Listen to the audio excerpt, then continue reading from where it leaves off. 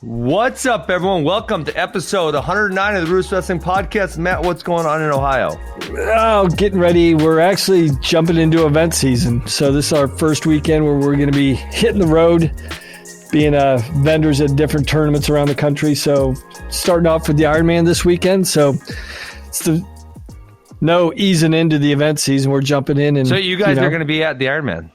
Yeah, we'll have a huge store up there. I think we've been there for 3 years now. So just a logical location up there in Askren, Ohio, a couple hours away from us. So we'll be up there. We'll have a whole store set up. So if you haven't done your holiday gift buying yet, you can jump over to the RUDIS store and outfit everybody for all your Christmas needs. Yeah.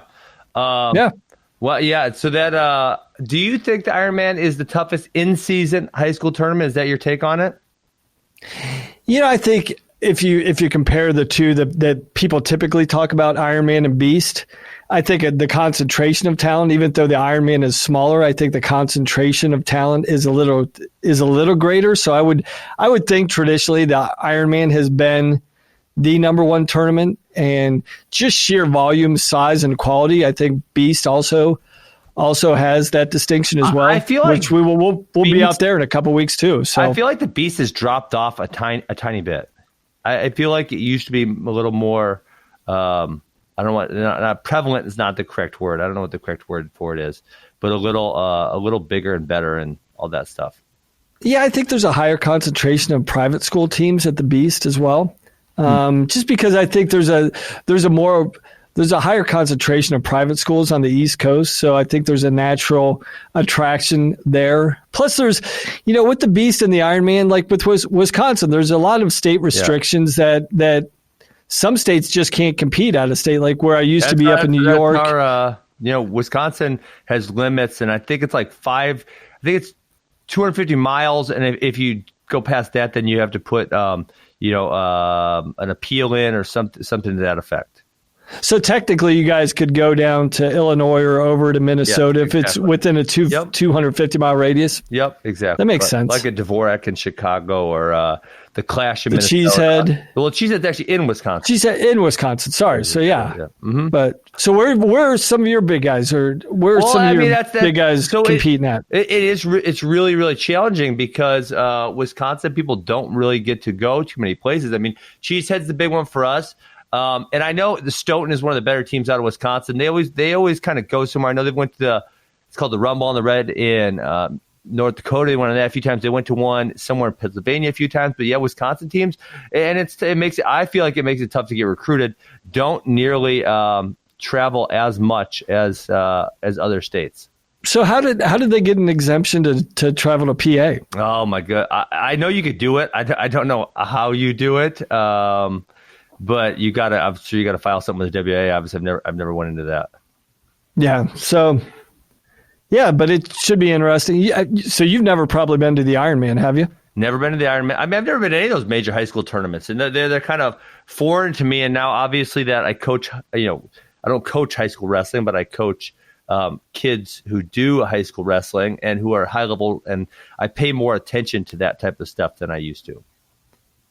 I mean, it's definitely, if you ever have an opportunity, we were just talking about it today. Like it's just amazing the amount of talent that's come through the Ironman and going back, like literally like every NCAA champ for the most part, everyone don't be now you're exaggerating. Well, we were going through all of our athletes that we sponsor, all of our male athletes. So we had Snyder won it. He wrestled there. Yeah, Isaiah actually never won it. Really? Isaiah got beat. Nate Tomasello won. Dean Heil won. Okay. Heflin, I don't think. Mike and Jordan? Mike actually got second. He lost to Pico, actually. The one year he got second, he lost to Pico in the finals. Didn't Pico beat Dean Heil in a fairly famous match also, I feel like? I believe he did, yeah. Yeah. Yeah. Huh. And then actually Bo Jordan, I think, beat Isaiah twice at Ironman the last 2 years. Really? Yeah. Okay. So it's just crazy. Like, and even going back, we were looking at like the David Taylor, Logan Stieber final was an Ironman final. I remember. It doesn't seem like that long ago, but I mean, it's kind of crazy to think of some of the individual matchups that have taken place at that tournament and what they've gone on to actually do post high school. Yeah, I mean, I've brought this up before, and I would love to.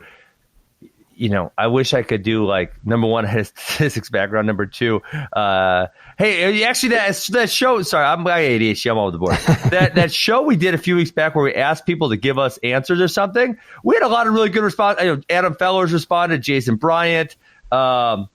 Vinny Barber from Dahmer told us about the mat that they made. Remember, because it was the hexagonal mat, how you rolled up and stuff. So it was funny. We got a whole bunch of responses on that one. That was nice for those guys. And actually, Jason Bryant wants to jump on the show. He's over, I think he was out of the country or at a different event last week, but he wants to come in and jump on a segment and fill us in on some of the things where we were lacking in our research. Yeah, well, it's not our job is not to be researchers, but so the thing, he's the authority. I mean, that guy is the authority. Okay, if you want to know anything about wrestling, that's the guy. He knows. I'm going to pose a tough question to you, Matt. You ready for this? Okay.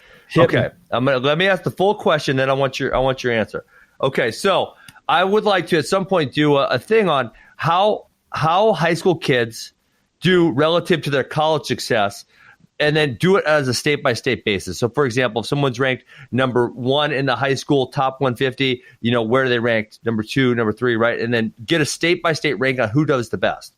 Okay. My feeling is that Pennsylvania and Ohio would generally do the best. They're obviously also the best in high school, but I think the college would translate. Now, specifically for Pennsylvania, and if you look at the East Coast schools, majority of the Division I college programs are clustered on the East Coast. There's 14 in Pennsylvania. There's, I think, 5 in Ohio.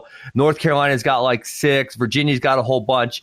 And so my take is that East Coast kids get a better opportunity to wrestle in college because there's more programs. So like, say, a Binghamton where you were at or a Clarion, you're literally going to have to go find some of those diamonds in the roughs in Pennsylvania. And so because more Pennsylvania kids get an opportunity to wrestle at the divisional level, strictly because there's way more colleges, you're going to get more kids who are undeveloped and developed during college than, say, Wisconsin. We have one Division I. There's only, right, they're going to go recruit the best kids in the country, and then they're going to get a couple kids from Wisconsin who are probably already the best. They're not going to get a bunch of kind of kids who are under the radar and get them into college. So do you think there's a segment of kids who develop while in college and that is nurtured by Pennsylvania having so many Division I opportunities? That was a really long question. That was. So rephrase the last 20 seconds. The last 20 seconds of the question. Do you? Okay, let me see. I'm gonna make it as simple as possible. Do you think there's a lot of kids who are diamonds in the rough who aren't very good in high school, who then become good because just in Pennsylvania alone, there's 140 Division I starting spots available to them. Do you think those kids exist? I do.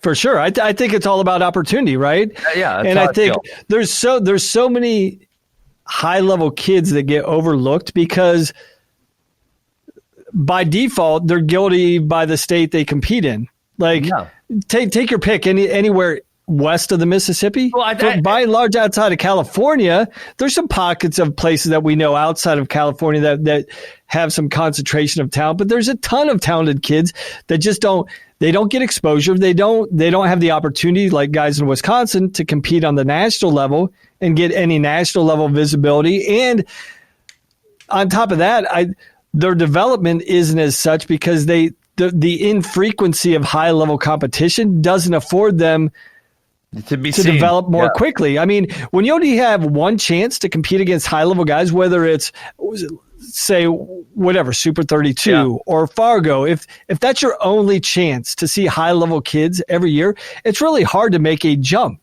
Yeah. Most of these guys, like take PA or Ohio, for example, you got high-level clubs that you work out with. You've got high-level high school programs. I'm sorry, but you're. So did I miss I missed something in that question. So you're right. The point you're making, I think, is 100% correct, but not the question. So you're saying because they have tougher competition, they're developing earlier. So what I'm saying is because, say, take up a Nevada, no Division I, an Idaho, which has one Division I, a Washington, no Division I. So their kids would have to go elsewhere, right? And so what I'm saying in Pennsylvania, I think there's some kids who aren't even good when they leave high school, right? It's high school, they're not very good for the divisional level. But because Bloomsburg and Clarion and Edinboro, they have to fill their rosters. You're getting you're literally having to recruit a whole bunch of these kids who aren't very good yet. And then some of them develop to being good. Is that the case? Or do you think they're all good when they get to Bloomsburg or Clarion or Lock Haven or wherever, and they just don't have the recognition because there's other good kids there? Yeah, I think the concentration of talent is so high that some of these state placers would be multiple time state champs in any other state in the country. And you could go through, I mean, just a few of the names that jump to the front of my mind. Phil Davis was never a state champ. I think that the highest Phil Davis ever placed in PA was 5th. He was a 4-time All-American NCAA champ. Keith Gavin, I think the best Keith ever placed was 3rd in the state. Ed Ruth, even though he won a prep national title coming out of his senior year, was never a state champ in the state of Pennsylvania. The best he ever placed was 3rd. So there's just a laundry list of talent that never won a state title that were high-level talents. They just had high-level competition in high school that they had to defeat. Yeah. Yeah, so I guess that the argument that we need to get into wrestling results. We don't have time, but it's like I just feel as though there's excessive Division I opportunities in Pennsylvania. I talk a lot about I don't think talent exists and people developing later. I think, and I don't have the statistics to back this statement up. I feel like because there's so many Division I opportunities on the East Coast between Virginia and New Jersey and North Carolina and Pennsylvania and Ohio. There's so many out there, New York.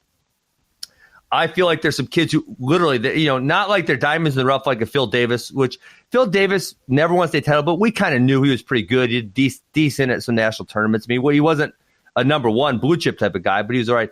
That there's literally some kids who they kind of stink, but because they can walk on at a Lock Haven or a Bloom or a Clarion, they develop into something good just because they had the opportunity to. Whereas, in Wisconsin, they're not going to get the opportunity to go to Wisconsin. They're going to go to a D3 school. And maybe like a great guy would be Jordan Newman, who wrestled at my academy and is fighting now. Never won a Wisconsin state title. Literally wasn't very good. Wasn't close to placing in a national tournament. If he's in a Pennsylvania, maybe he walks onto a D1. But instead, he goes to UW Whitewater and D3 school, does his development there, and ends up becoming a 2-time national champion D3 Wrestler of the Year. I guess that's kind of what I'm thinking. Yeah. So, I mean, it's all about opportunities. Like, there's plenty of opportunities in PA. If you're just a state qualifier, you can walk onto a D1 program, and all those D1 programs. If you're a state qualifier and you contacted any of the PSAC schools, Edinboro, Bloomsburg, Clarion, anybody, they would welcome you. Like, of course you can walk on, but are you gonna?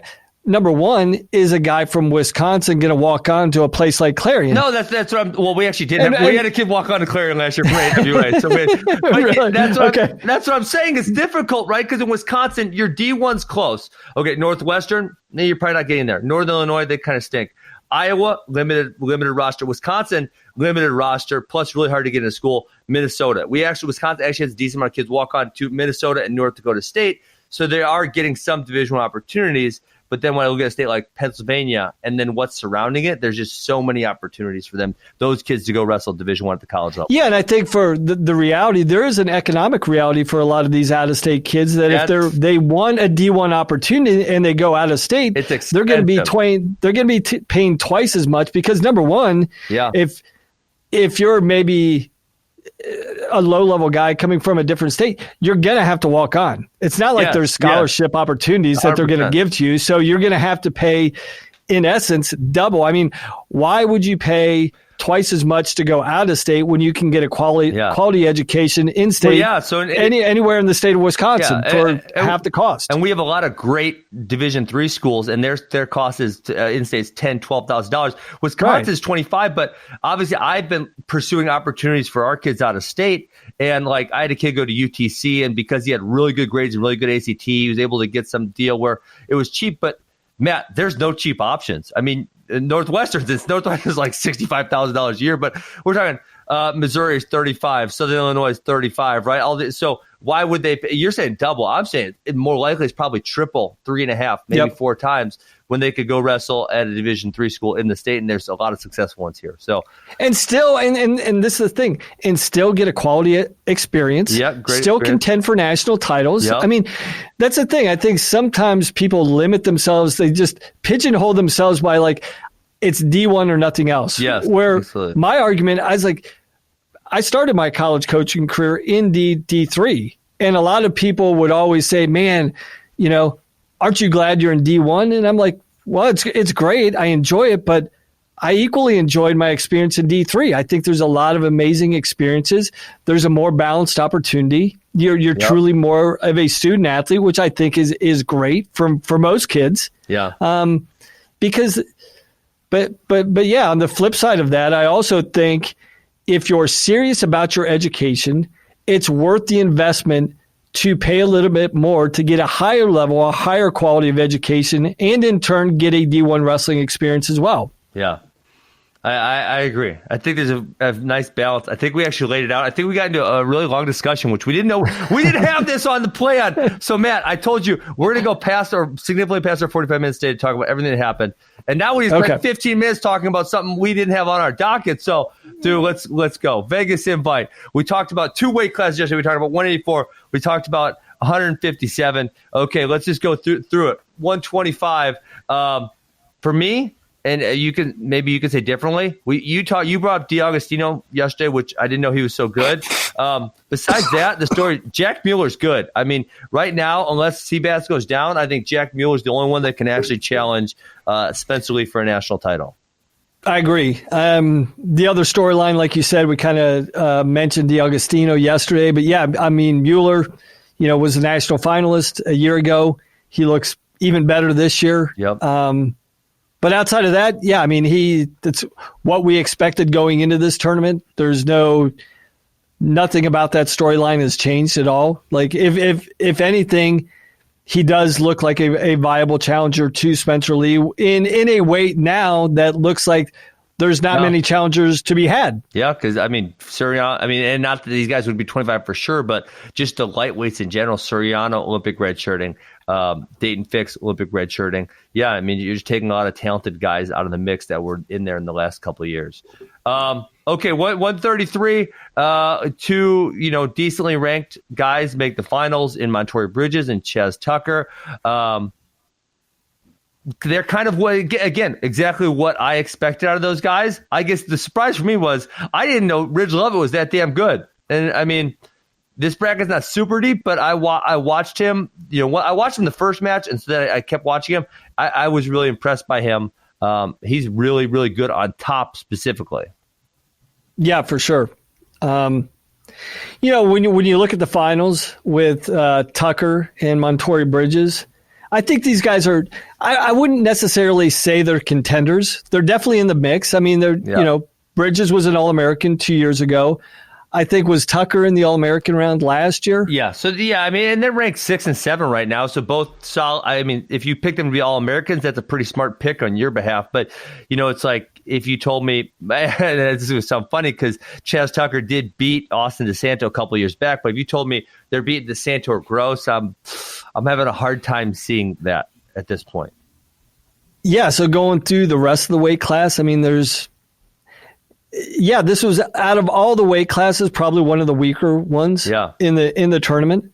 So I don't know if there's any more that you want to add there. I think we're on time restrictions here. Dude, okay, now 141 is different. 141, we had a lot of fun at 141.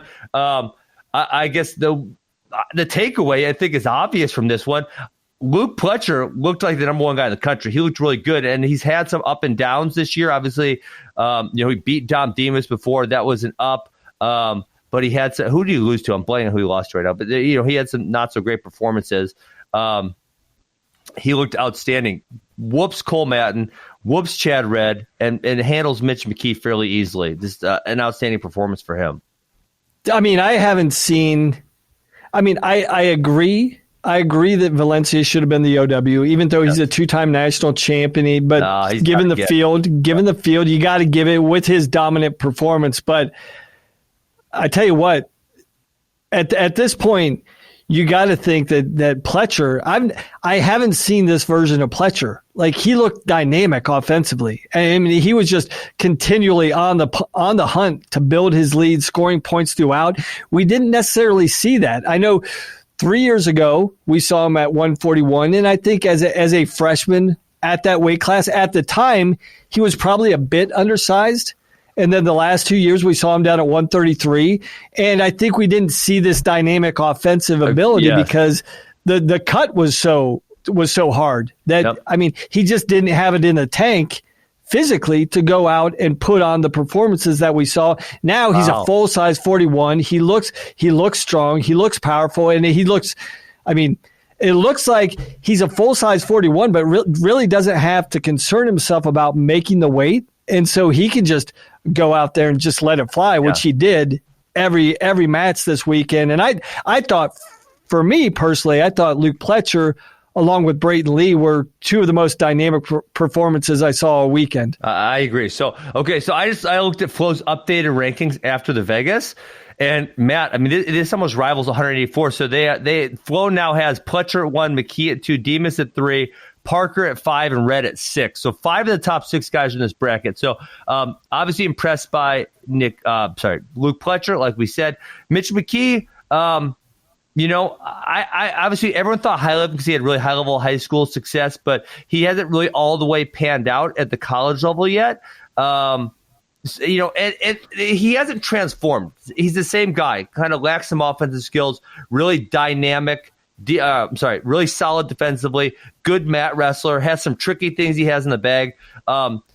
He really controlled Dom Demas. I was actually watching the Dom Demas Mitch McKee match with Jack Spates, as I mentioned yesterday, and we were both really impressed just how well Mitch McKee controlled Dom Demas, because controlling Dom Demas is really, really hard to do.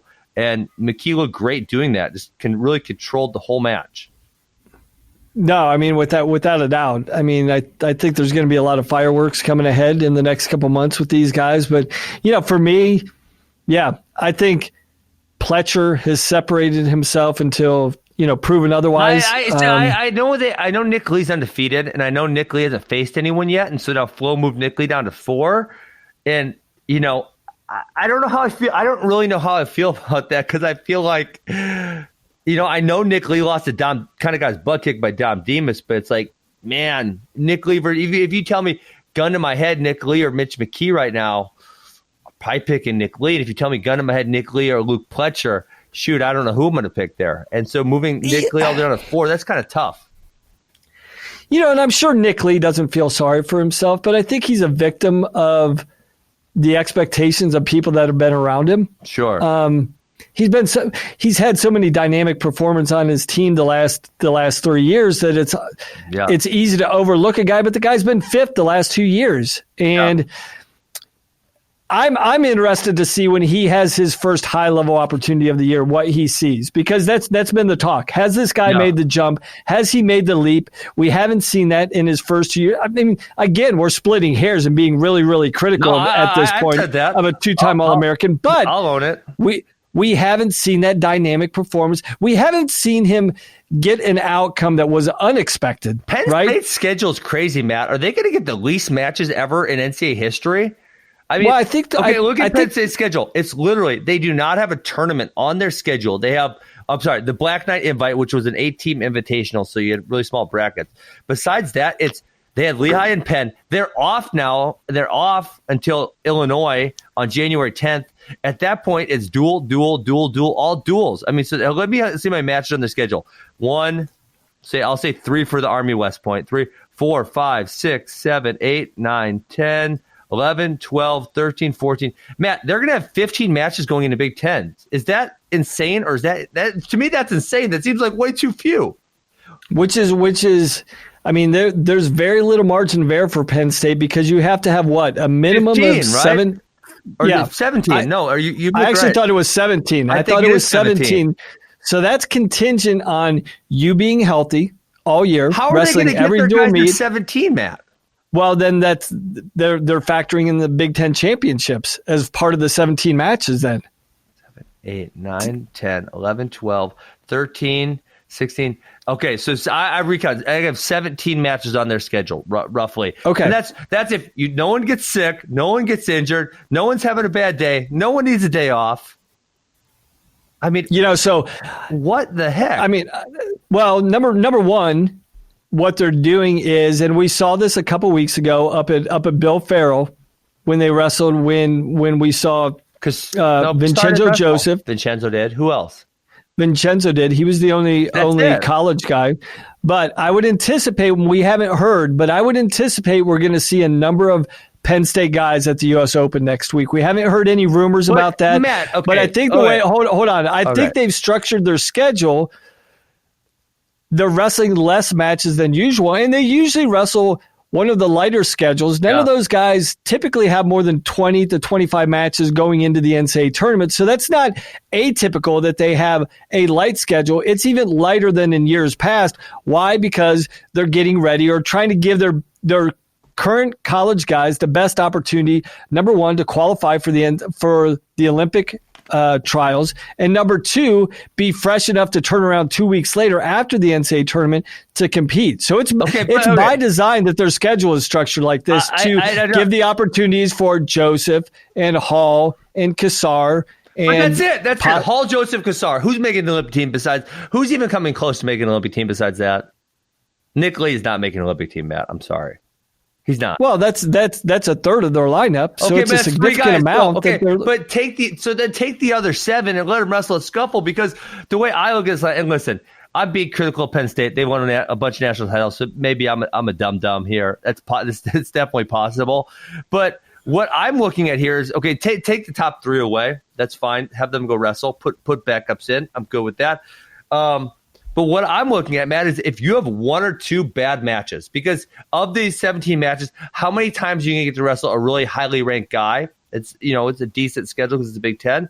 But if you're a Nick Lee and you drop 1 or 2 matches you're not supposed to, or if you're a Aaron Brooks, or if you're one of these other guys, right, Brady Berge, 1 or 2 losses, you're going to be seated significantly lower at the NCAA tournament than you probably should be or could be had you wrestled a larger schedule. So isn't that going to significantly impact where you're at? Because if you look at Penn State's lineup this year, it's not the same lineup it has been the past couple of years. It's, in my opinion, quite a bit different. You're going to have a Bravo Young who's going to be a 3, 2, and 8 seed. You're going to have a Nick Lee who's going to be a 1, 2, of 5 seed, maybe. You're going to have Aaron Brooks who's trying to get a high seed, and the seeds matter at NCAAs. Yeah, and I think your logic is based on is predicated on a negative outcome somewhere along the line, and I don't think that negative thought process enters into Penn State's coaching staff in any way, shape, or form. They're thinking they're betting on their guys. They're betting on their process. Their process has worked. It's a real 8 out of the last 9 worked. But you had different guys. You don't have the same guys you had. So their process is different. This is the thing. Yeah, you're saying different on the they wrong should way. do the same thing. Hey, Ben, what you're saying is they have a different team this year. So with a new team, why would they follow the same pattern? Why wouldn't they change it up? They should change it up. They do have a different team. They did change it up. That's the thing. They did change it up. They went lesser matches. They went the wrong way, in my opinion. So we'll see what plays out, right? I mean, that's what's interesting. Like, they're like, hey, we're changing things up. We're taking a different course. You're betting against it. I think they're betting on it. So we'll see who wins, right? But so in acts of randomness, right? You want, if you're doing a controlled trial, you want as many attempts as possible to get the right answer. If you think you're the 5, you want as many matches, but not as few, because when you have fewer chances, there's more acts of randomness in there naturally. That's just what happens, right? In any field, wrestling, whatever. So you want more things to make sure we get where it's at. So if Nick Lee say loses to Chad Redd, who I don't think he's lost to, and say Tristan Moran, who he lost to last year, and he doesn't have an opportunity. He doesn't have Dom Demas on the schedule. He does have Nick McKee and Pletcher. So those ones will help, obviously, right? But say he loses 2 of his matches and he gets a 5 seed, or Nick Lee's probably the one I would probably be more worried about saying Aaron Brooks or Roman Bravo Young, whoever the 97-pounder is, Brady Berge, those guys who need the high seeds, that's probably who I'd be more worried about. And yeah, when you have your lineup is Nolf, Rutherford, Chenzo, Mark Hall, Anthony Cassar, yeah, sure, you don't have to be nearly as worried as this. Yeah, because if those guys take a ding, say Nick Lee gets beat by Luke Pletcher, he's not going to slide that far. Maybe a slot, maybe 2 in the rankings, but based upon his previous track record, he's earned the right. But what about like an Aaron Brooks? But yeah, I mean that's where the margin of error. They don't have any margin of error. But all I'm saying is, when you're saying give the biggest sample size because of the margin of error, I'm saying because of acts of randomness. I think acts of randomness. I think Penn State kind of believes they've got this process figured out. They've committed, obviously. You know what I wish? I wish we could have freaking Cael on here and ask him a real damn question. Cael, you're ducking me on the interviews. Get on here and tell us what you're thinking, damn it. He doesn't have to give a comment anywhere because the results speak for themselves. He's like, what do I have to talk about? I've won 8 out of the last 9 championships. What questions can you possibly have? I've answered those. Matt, I could fill this freaking notebook up. I could fill it all up with questions I have for Cael Sanderson. That's what I could do. That's how many questions I have. I have this many. How many is that? Like 1,000? I got 1,000 questions for Cael Sanderson. That's how many I got. So obviously, if they were concerned by outside opinion, they would have a schedule that reflected that they cared what the outside opinion was. They don't. Yeah. They're committed to their process. Right. They're committed to their guys. They have an individual plan for each guy, and let's see how it plays out. I started out hating it. Now I love it. I love it. I love Cael's audacity. It pisses me off a little bit, and then it also I'm very like. He doesn't care if I'm proud of him, but I'm also like, wow, the audacity he has is both annoying and outstanding all at the same time. I love it. Okay. I love it. All right, we got to get back to Cliff Keen. All right, so, hey, when we were on 141, we got distracted by, I don't even know what distracted us. I'm not sure. A couple more performances I want to highlight. Okay, so Dom Demas did not look great in the Mitch McKee match, but he came back and he scored 35 points in 2 matches in the Conti semi and third place match. So that's outstanding. The other guy, Michael Blockus, lost first round to Chad Red. And so this guy's performance, in my opinion, is kind of all aboard. So in the one effect, he loses to Chad Red. He wins 5 in a row to come all the way back to the Conti semis, but then he gets beat 16-7 by Demas and 16-6 by Chad Red. So on the one hand, great job. You won 5 matches in a row. You beat Cole Matt and you beat Tariq Wilson. On the other hand, wow, when you lose, you kind of lose really big. So I don't know to give him a thumbs up or thumbs down. For me, this is, I tell you what, when you're a freshman and you have to go, I mean, he came all the way back. He lost first round, came all the way back to place. Man, that's a really tough mental and physical grind. I think the mental grind of being able to maintain your focus, maintain your intensity throughout the duration of 6 consecutive matches against high-level guys. For me, as he faded at the end of the day, that wasn't a surprise because he's a freshman. He's not used to repeatedly performing at a high level back to back to back. Maybe once a day, but this is a test. This is what, I think Schwab would be looking at this. I'm like, hey, this is great. You got on the podium here. Now we got to work on our consistency. We got to work on our turnaround. Good or bad result, we've got to be able to replicate our effort and our attitude every single round. And we faded at the end. So how do we reverse that? How do we correct that in the next 3 months? But just having this experience where he wrestled 6 high-level guys over the span of a 2-day period is even though it got ugly at the end. His last 2 matches, because it didn't include the first loss or 2. Yeah, so he had 5 wins, the first loss, and then 2 losses on the end of that. Yeah, so. Yeah, crazy. I get it where it's a little like, wow, it wasn't really competitive his last 2 matches, but I would venture to say he had nothing in the tank. Yeah.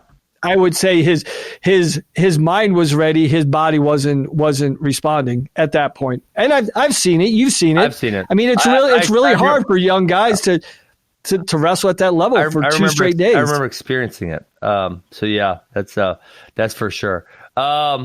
Okay, 149. You already mentioned this guy. He looked awesome. I think that's probably one of the bigger stories. Brayton Lee had that really sketchy performance. Oh man, who the heck was it against? I'm blanking. He did not. Was it against Ryder? Yeah, I think that's who it was. So people were kind of, hey, we're gonna hold the horses on this guy. He was outstanding. So he beats 4 in a row. Beats Josh Maruka. Beats Brock Zackrell. Beats Max Thompson and beats Sammy Sasso. And I think of all of those, probably the most impressive against Sasso. I mean, he looked really good against Sammy Sasso. I get that the score was only 6-4, but if you watch the match, it didn't feel like a 6-4 match. No, I mean, he never really gave Sasso an opportunity to generate much. I mean, he smothered him. He suffocated him with his pressure, with his snaps. I mean, this is a matchup. What is this, like the fifth time they've wrestled in the last couple of years? I don't know what the number is. They've wrestled, including freestyle. They were in the finals of U23 last year, right? Wrestled a lot, yes. Yeah, it's just a fascinating because there's a big contrast. There's a big style contrast, and it seems like whatever style, whatever guys gets their stuff off first. They continue. They seem to have the advantage, and Lee got off fast, right? Yes. Right out of the gates. He came scoring. He came with the heat. He came with the pressure, and he didn't relent. I mean, he didn't relent. I mean, I'll tell you what, though, the one thing we saw this summer, and I guess it's not really that comparable to what we saw this weekend, but what we did see this summer was Sasso fading at U23s against Brayton Lee's pressure. That actually didn't happen in this match. He actually got takedown. That's what I was going to say. Like, I actually thought Sasso was coming on in the third period as opposed to fading, which people were wondering what would happen. Yeah. And even though he got beat, I actually thought the third period he kind of started controlling the action and started putting some dents in. So what some I would say there is that I thought that Brayton Lee let off the gas in the third, and that gave Sasso maybe he wore himself out, but I thought he let off the gas, and that's kind of a big deal for him. Yeah, I guess it's the old adage, like when you wrestle that hard, shouldn't you be tired? Like it's like, you put out that type of effort, you should be tired at the end of the match. You should be hanging on a little bit. I mean, I always teach my wrestlers that Here's the thing, Matt. You don't actually have to be able to go really, really hard for 7 minutes. Here's what you need to be able to do. You need to make your opponent tired. And so if we both start at 100% energy, and then I go down to 90, but he goes down to 80, okay, I'm doing better. I go down to 80, but he goes down to 60. Now I'm looking really good. I go down to 70, but he goes down to 40. Now I just look like I'm drilling out there, right? So obviously I'm going to get tired, but if I can make him more tired, now it doesn't actually look like I'm that tired. I'm just drilling on this dude by the third period. Right. And I mean, I used to tell my guys all the time, like, hey, the reality is you're going to get tired, right? As great a shape as we're going to get in, if you're out there pushing yourself to your max limit, you're going to get tired. Just to your point, though, make sure you get the guy more tired than you, right? Yeah. And that's all about learning how to be efficient, pulling on them, pushing on them, making them feel your weight, not overreacting to everything they're doing, not being really inefficient. The one I always got, in some people agree, but when your only mat return is a lift and return, and you just do it like 10 times, and you're just lift and return it, dude, you're getting exhausted because you just and on the other side, if you just learn how to sag on the guy and keep heavy pressure, that's like what every old Division I college coach learns how to do. They can ride the crap out of every freshman that comes in because they learn how to be efficient, and the guy on bottom gets so tired that by the end of practice, Division I college coach just sitting on him drinking tea and biscuits, and the bottom guy's so tired. And the thing that impressed me about Brayton Lee was, as a coach, you always preach you never want to hang out in a 50-50 position, right? Yeah. And the biggest 50-50 position is when both guys are hanging out in a collar tie, just pulling on each other's heads. The thing that impressed me with Brayton Lee, he never allowed himself to hang out in a 50-50 position. As soon as he got to the collar tie, he was immediately snapping Sasso. He didn't hang out. He didn't hang out in a 50-50 position. He was clearing right away. As soon as he got to the collar tie, snapping. And to your point, he started emptying Sasso's gas tank right away in the first 30 seconds and continued to build that throughout the match.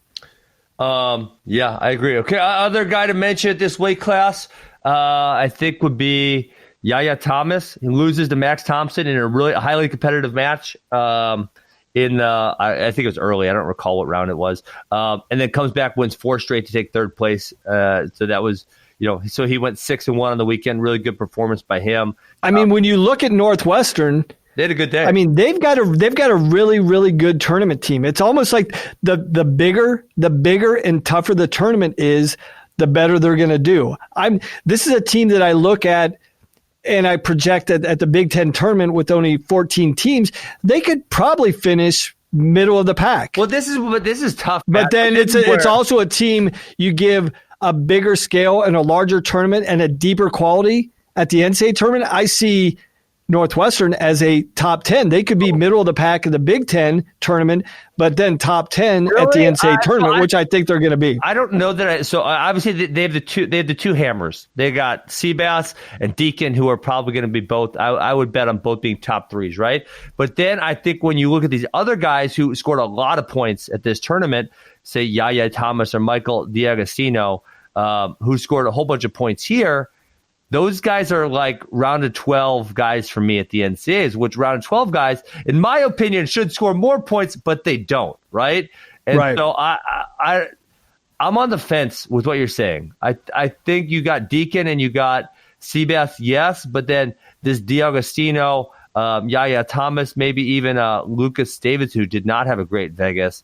They have a Shane Oster. They have their heavyweight. Didn't have a great tournament, but their heavyweight's good. So I think they have it. Everything's going to have to come together. Their 2 top guys have to score big time points. They need to be in the finals or top 4, and then they need. You've got to punch through that All-American round. It looks like they could potentially have 3 or 4 guys maybe in the All-American round. How many of those guys actually break through? And if they could get their 2 top guys scoring the maximum amount of points and then 2 other guys in the podium, that's a pretty good recipe for a top 10 team. Yep, I agree fully. Okay, 165. This was kind of one of the more boring weights for me. Isaiah White beats Josh Shields in a slower match, wins in overtime. I don't really see any storylines at this weight. I mean, I think every guy in that place was kind of it's what we expected out of him, and overall the depth was not too good. Do you want to mention anything here? We go next weight class. No, I mean, the only thing about Isaiah White that I would say is like his talent is evident. When that guy flips the switch and wants to go, I mean, he can light anybody up. The problem is he never lights anybody up. And if you're going to run, you're playing, you're playing Russian roulette here. When you want to wrestle, his last 2 matches he won in sudden victory, and he's comfortable in sudden victory. I get it, but if you want to play that game too many times, it's going to bite you in the butt. It will. Yeah, and that's why I don't think he has a legitimate. I'm not saying he will never beat the top 3 guys, because I think he's got the ability, flat out ability, to beat those guys. But the way he approaches and wrestles a match, I don't see him ever beating Joseph, Wick, or Marinelli just because of the way he wrestles. Yes. Agree. He'll wrestle them all close, though. They'll all be close. Right, yeah. But I think he's going to lose them all close. Yes. Just like against guys 5 or below, Josh Shields, Ethan Smith, Fogarty, any of these other guys that plays. He's most of the time, beat them all. 8 out of 10 times, he's probably going to beat those guys. Yes. 8 out of the times, if he wants to wrestle that same sudden victory match against Evan Wick or Marinelli or Joseph, he's going to lose those matches 8 out of 10 times. Correct. So... Agreed, totally. Okay, 174. This win bumps Dylan Leidy all the way up to number 4 in Flo's rankings. Obviously, the 1 through 3, Hall, Cutler, Kemmer were not there.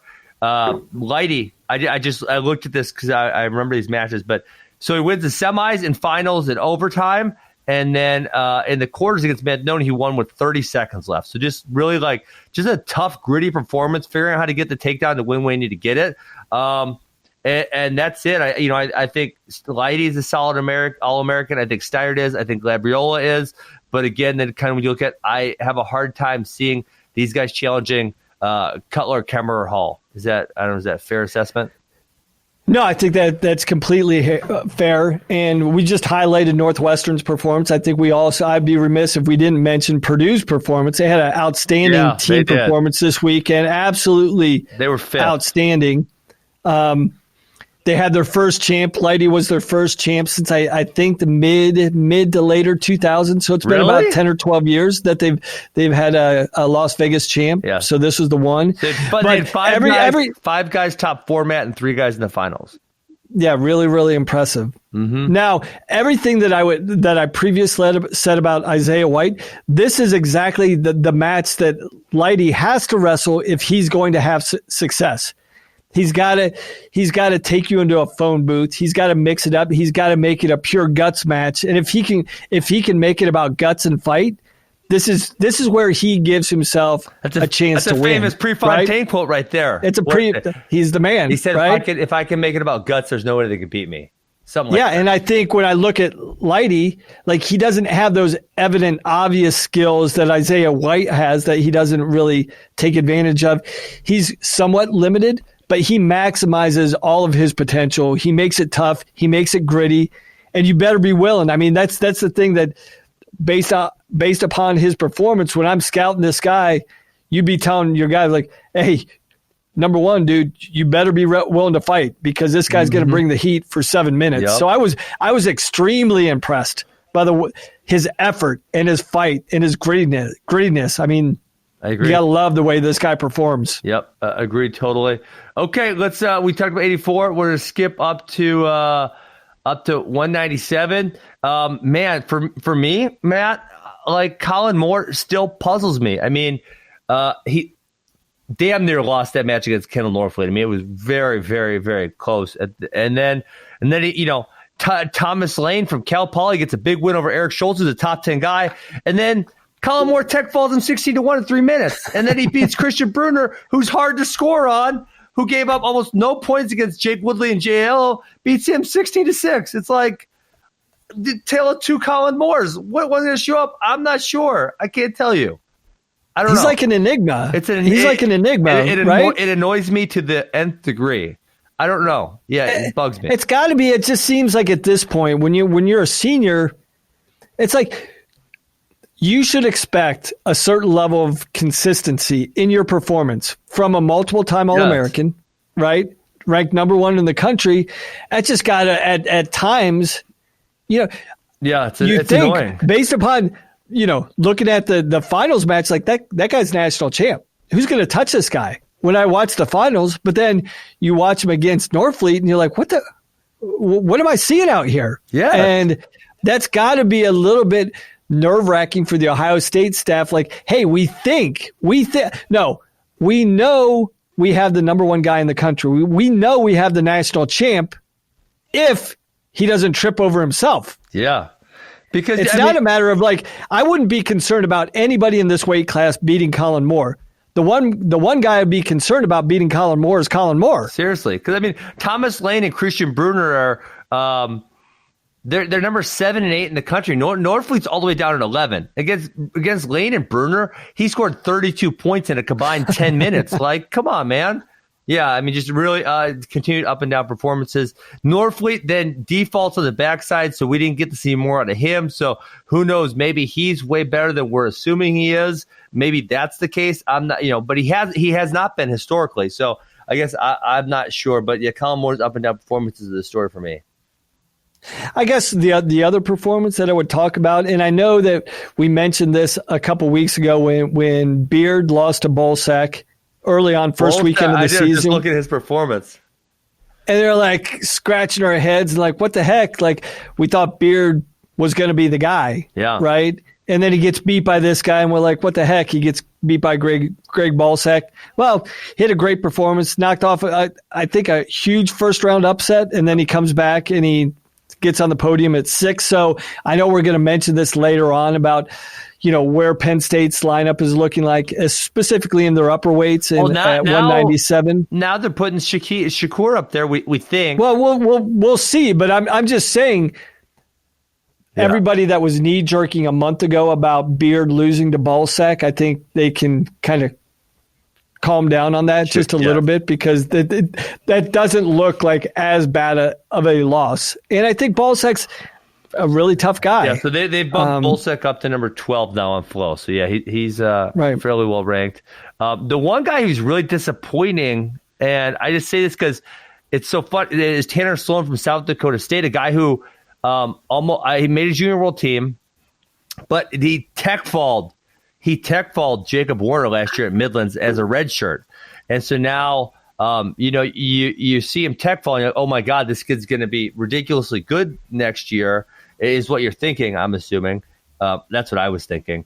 And then he gets beat by Jacob Woodley, and then he gets decked by Greg Bulsek. So he goes 2-2 at this tournament. So, you kind of like I feel like you're scratching your head with him. Yeah, I think the one thing about Sloan's top game, and when we saw him dominate last year on top, I think guys are aware of that now. Guys are more aware of him. Sure, yeah.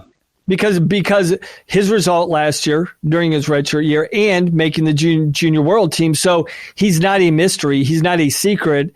And not only do they know he can wrestle freestyle, but they also know what he's doing on top. So he's going to have to work. He's going to have to make adjustments. That's what he's going to do. Nobody's going to give that up. Nobody's going to give their wrist up easily against this guy. Yes, that's fair. Okay. Heavyweight, Mason Paris just further solidifies. I'm not all that surprised. Like, I think this is what I would have picked going into this. I don't think we picked it this weight.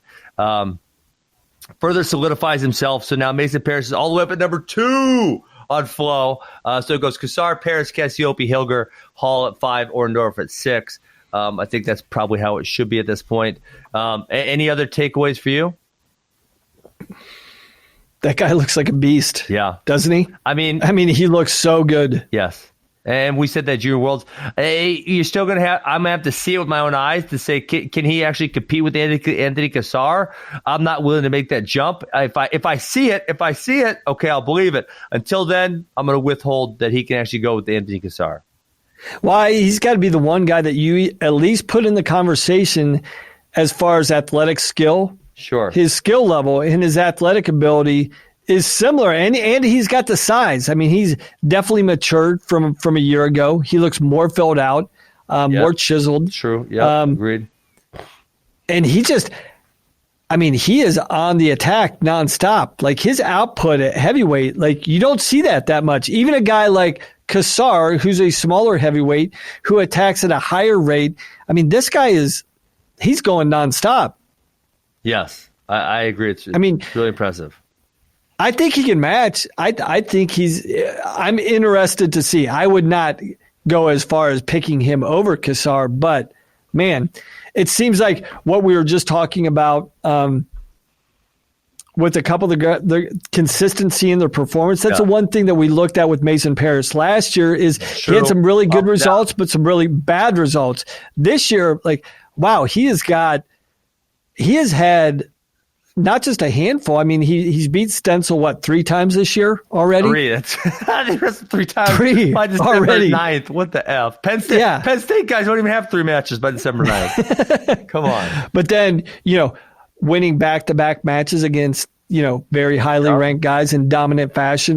This guy, he is showing a consistency in his performance that we didn't see a year ago. Not only is he a year more mature, a year wiser, but the consistency and the high level of performances is there that we didn't see last year. Yeah, I agree totally. Okay, let's get off the Vegas Invite. I think we talked about that. We got a couple more dual meets to talk about. So let's go Iowa Princeton. We mentioned this, and honestly, Matt, this would feed directly the argument I was making about Penn State about the randomness and guys are going to lose sometimes. That's going to happen. So, what we see in this, Iowa looks pretty good, but Quincy Monday beats Caleb Young, which moves Caleb Young down, and Nelson Brands loses to Travis Stefanik, which moves Nelson Brands down. And so losses like that are going to happen. Unless your lineup is Nolt, Rutherford, Mark Hall, losses like this are going to happen. And so if you have more, you have time to, they have a Midlands tournament that they can bring themselves back up with. I think that's huge. I think the big story besides those would be Warner over Brookie, a guy that, Warner always beat Brookie in high school, but Brookie's kind of had his number. And we've kind of been complaining about Warner not getting over the hump. I think that's a huge win for him. I don't know if there's anything else you want to take away from this duel. I'm surprised there weren't more fans that didn't call out Spencer Lee for not wrestling Patrick Glory. So I'm in the middle. Obviously, I said something about when he did not wrestle Sebastian Rivera last year. Same time, we all think he's going to compete. We're now 10 or 11 days away from the U.S. Open or whatever they're calling it this year in Dallas, and so I don't blame him for not wanting to go all the way out to Princeton, come back when he should be focused on making the Olympic team. I don't see any issue with it whatsoever. Yeah, me either. Okay. I'm just surprised because he's the guy that's just at the epicenter of like people wanting to take pot shots at Spencer Lee. Sure. I think, and we've talked about it the last couple of weeks. It's a match I think just selfishly like fans want to see, but I don't think it really matters, what we want. Obviously, it would have been great to see it, but to your point, if he is going to be, and have you heard anything? Is Lee going to be at everyone talks down in Dallas? I didn't get into that conversation with Spencer when I was texting with him. And so, no, I did not ask him. I shouldn't ask him live on the show like we did last time. I got to assume he's going to. I got to assume that's why he didn't show up. And Terry Brands has said so. So, yeah, let's go ahead and he's going to assume he's going to be there. And that's why he wasn't here. The other thing, a week ago at 184, we kind of like assumed like Nelson Brands is probably going to be the guy moving forward. He loses to Stefanik, who's not bad. Stefanik's he was solid but unranked. Yes, he's solid but unranked. But he was a top high level guy coming out of high school. He won PA States. He was in the Dapper Dan. Flo's got him. Flo just ranked him now, so he is not. He is now ranked. And he Stefanik beats Brands, so I think there's some more uncertainty. But again, we said we didn't think we were going to see, the final results at 184. We think the starter is going to be determined after the Midlands tournament. Yeah, we kind of agreed upon that last year, right? And this result by Nelson Brands just adds more fuel to the fire, more fuel to the discussion. So I think that. And that's a big part of their lineup. They need contribution from all 10 guys. They've got all 10 guys. They did have all 10 guys in the top 8, but you need contribution. It looks like they're going to need 10 strong out of their lineup, 10 point scorers, not necessarily 10 placers, but 10 point scorers at the NCAA tournament is going to be critical for Iowa this year. And, figuring out what that's going to be. For Iowa moving forward. I think outside of 84, are there any weight classes for Iowa that are still up for debate? No, 184. That's it. Yeah, that's it. In my opinion, I'm not in Iowa. Teasdale actually lost to in a Wisconsin Division 2 kid. So I don't know why the hopes were so high on him because we obviously heard a lot of really good things coming out of the room, but the results are not showing themselves for Gavin Teasdale. Okay. Right. Oklahoma State, Princeton, 5-5 split. Princeton did both Oklahoma State and Iowa in one weekend at different places. Kind of fantastic. They did it the hard way, right? Hard way, yeah. They went out to Okie State and back to New Jersey. I kind of thought going into this week that that's not a big stretch going from Oklahoma to Iowa, but they flew all the way out to Oklahoma, then all the way back to New Jersey. Yeah, crazy. Totally crazy. So, Princeton's good. That's all. There's not much else to take. We knew they were good, So it was a 1850 final dual meet score, 5-5 split, but Princeton forfeited at 165. So that was the determination in the duel. Yeah. So I guess the two big matches here are Brookie beats Dakota Gear, and then Glory beats Nick Piccinini for the first time, which I think that's probably the bigger one. That's the real big news for them is that he was able to get the W there. Because he has it before, and I think that moves him up. In that, I think in the rankings he's 4 still, but no, they moved him up to 3. So it's Lee, Mueller, Glory, and I think that's probably how it should be. How about Princeton taking on all comers? Yeah, I love it. Fantastic. It's great, isn't it? Yes, absolutely. Yeah. And I mean, people are talking about Princeton, and obviously the last couple of years, we saw kind of a breakout performance last year by Princeton, which they look to build on. It doesn't look like that was an outlier. It looks like they're building an even better performance this year, possibly. They're going to be good this year because you're going to have Glory's probably going to place at the NCAAs. You're going to have Brookie, probably going to place at the NCAAs. I think they could get D'Angelo in there possibly. You could possibly get a Quincy Monday in there. You could have two, now Stefanik's ranked, so you could have 2, 3, 4 All-American. I mean, if Princeton had 4 All-Americans, Matt, they would be freaking pumped. I mean, you have to think if Sebastian Rivera stays up at 133, that Patrick Glory along with Mueller are probably that could be a semi for sure. That could be the semis, and those would be the 2 logical guys that would face off against Spencer Lee in the finals, right? Yeah. Yep. And then same thing at 197 outside of Colin Moore not beating Colin Moore, it seems like it's open to debate who that second guy is. Brookie could vary. I mean, they could very easily have 2 national finalists this year. Yeah. Princeton. I agree. I agree because Brookie's had 2 national finalists, 2 All-Americans. Yep. I mean, that's huge. I mean, I agree. That's a top 10 performance. And I think even though so the EIWA, that's not a conference that we talk about a lot on this. But I tell you what, the team race in the EIWA is really going to be interesting this year. Up until 2 years ago, Cornell had a stranglehold on the EIWA. I think they won it for a decade straight. Lehigh knocked them off 2 years ago. They followed that up a year ago. But now it looks like almost a 5-team race in the EIWA, being Lehigh, Princeton, Army, Cornell. I guess it's a 4-man race, but it's a really good 4-man race. Yeah, I agree totally. Okay, Matt, we actually went way longer today. We planned that, which I hope you guys are enjoying this thoroughly. We got one last thing, the Cougar Clash. I attended this in person. I think, we're seeing more, for whatever reason, and, I don't want to get into college coaches' heads, we're seeing more and more of these type of things. We had the Black Knight invite we talked about, where it's like, hey, we're going to get, 6 to 8 Division I college teams together, and we're just going to wrestle a whole bunch of matches here. I think that's because the Division II and III matches don't count anymore on that 17 minimum. And so we got Mizzou. We had Mizzou, Wisconsin, Southern Illinois, University of Arkansas, Little Rock, Brown, and Michigan State. Bunch of fun wrestling. I think the biggest match was Grant Leith versus Tristan Moran. That happened in the finals. Moran got a really big win over him. Besides that, I want to kind of say it went to chalk, meaning, there weren't a lot of weight classes where there was multiple really highly ranked guys. It was like if there was one really highly ranked guy, he won the weight class. Yep. And I think the nature of these events, you were saying we're starting to see more of these type events spring up, like the Black Knight Open.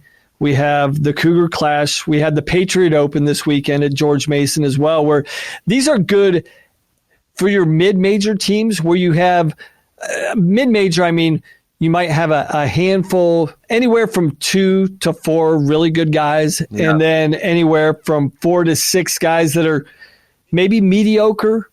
These are good APR boosters for good APR opportunities for those level teams, because you take a lot of these teams and you put them out in Vegas. Well, those 2 to 4 guys may go deep in the tournament and win, but it doesn't help your mid-level guys to go 0-2 at Vegas, and it just defeats what you're trying to build up and the likelihood of building up your APR ranking for the end of the year. So if you can go to a Cougar Clash and you're a mid-level guy and you get 2 to 3 wins, that's a heck of a lot better than going out to Vegas and going 0-2. Yeah, well, the other thing here is, and I love this two thing, and this I would 100% do this if I was a Division I coach, but these scramble type events where you can wrestle multiple guys, like for example, Wisconsin, has 3 pretty solid guys who they don't know who are going to start at 157, and they wrestled all 3 of them, and they got to see 2 of them wrestle against each other.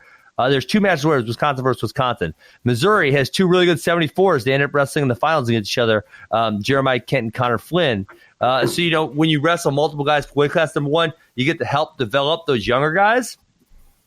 and you get to kind of have a live wrestle off in front of everybody, if you will. I mean, I think that makes a lot of sense for these guys.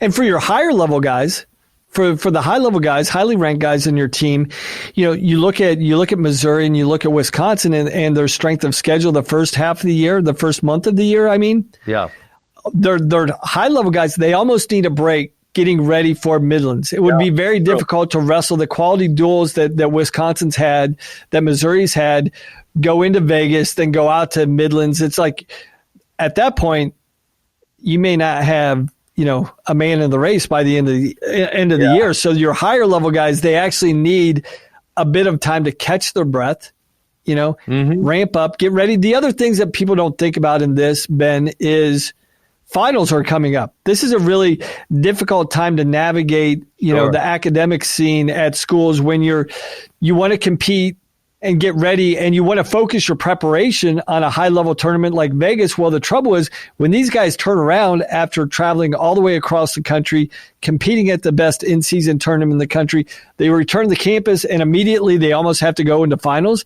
That's a tough thing for people to manage and to juggle. So I think some of these, dual events like the Cougar Clash, they're actually more beneficial for the college athlete's lifestyle, given the academic rigors of this time of year as well. Yeah, I agree. Okay, last point, Matt, and I have to run. I'm going to my daughter's school to volunteer. The last interesting thing here, Wisconsin pulls two guys out of redshirt. They pulled Eric Barnett, 125. He wins the tournament, and they pulled Peter Christensen at 197. He kind of struggled and took fifth place.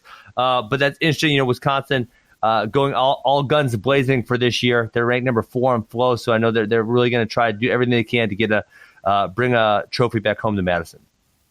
Nice. So good. That's all I got. We went extra long today. I hope you guys really enjoyed it. And we will talk to you next week.